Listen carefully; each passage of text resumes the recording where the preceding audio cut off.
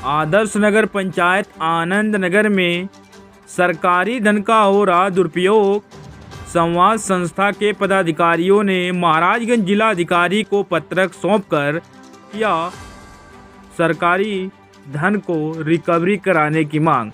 आपको बता दें कि जैसे कि पूर्व में कूड़ा डंपिंग व रेलवे पार्क को रेलवे की ज़मीन में निर्माण कराया गया है, वहीं राम जानकी मंदिर पर भी बरात घर निर्माण कराया गया है। इन्हीं सब को लेकर संवाद संस्था के पदाधिकारियों ने जिलाधिकारी को पत्रक सौंपकर रिकवरी कराने की धन की मांग की है। आइए सुनवाते हैं क्या कुछ बोले।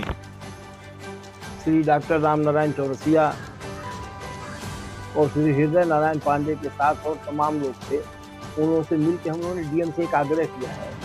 इस नगर पंचायत आनंद नगर में बहुत पहले शौचालय बना हुआ है, जिसकी कंडीशन आज भी बहुत अच्छी है। उस शौचालय को तोड़ के नगर पंचायत के लोग चाहते हैं कि वहाँ दुकान बने, और दुकान ये इसलिए बनवाना चाहते हैं कि पिछले बार जो टीन सेट की सभी दुकानें नीलाम हुई है 7 लाख, 10 लाख, 12 लाख में हुई, इसका एग्रीमेंट इनका 2 लाख का हुआ, बाकी 8 लाख रुपये टौरिया कमाती है।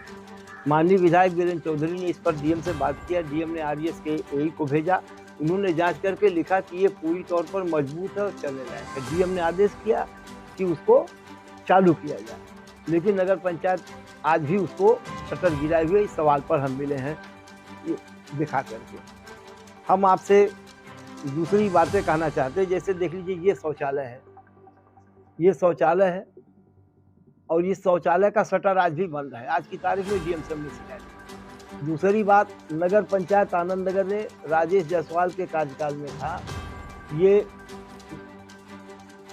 उसकी जमीन है रेलवे की, जिसमें इन्होंने पार्क बनाया करोड़ रुपया लगा करके। इसके बगल में ये देखिए रेलवे की जमीन में इन्होंने पूरा डंपिंग यार्ड बनवा दिया। ये सबसे बड़ी चीज ये है कि जो राम जानकी ट्रस्ट की जमीन है, उस ट्रस्ट की जमीन को इन लोगों ने उस पर 2 करोड़ के लगभग खर्च करके बनवा दिया है बारात घर।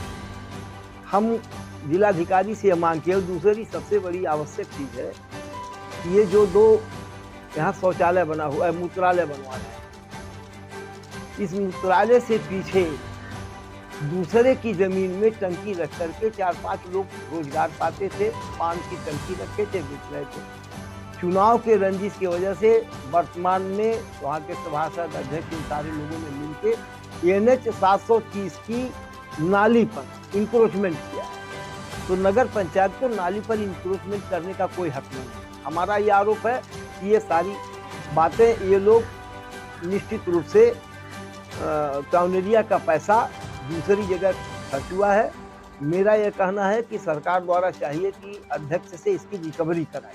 हमारी ये मांग है कि अध्यक्ष उस चीज़ की रिकवरी करे, क्योंकि नगर का पैसा है, आप किसी दूसरे की जमीन पर नहीं कर। ऐसा है, हम लोग लड़ाई संवाद के माध्यम और जनता के सहयोग से लड़ सकते हैं, और क्योंकि टैक्स पेयर के पैसे की जो बर्बादी हो रही है, जनता को ही बताया जाएगा ये पैसा किसी अध्यक्ष और सभासद या किसी गवर्नमेंट के एजेंसी का पैसा नहीं है, ये टैक्स पेयर आम आदमी का पैसा है। इसको सबको आगे आना चाहिए, क्योंकि अनियमितता का हद हो गया है।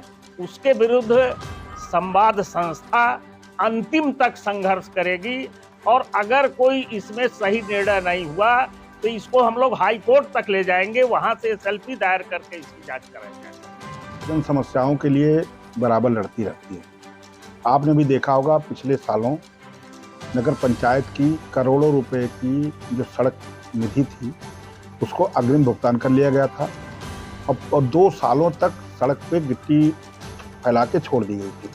उससे तमाम दुर्घटनाएं हुई, तमाम लोग घायल हुए।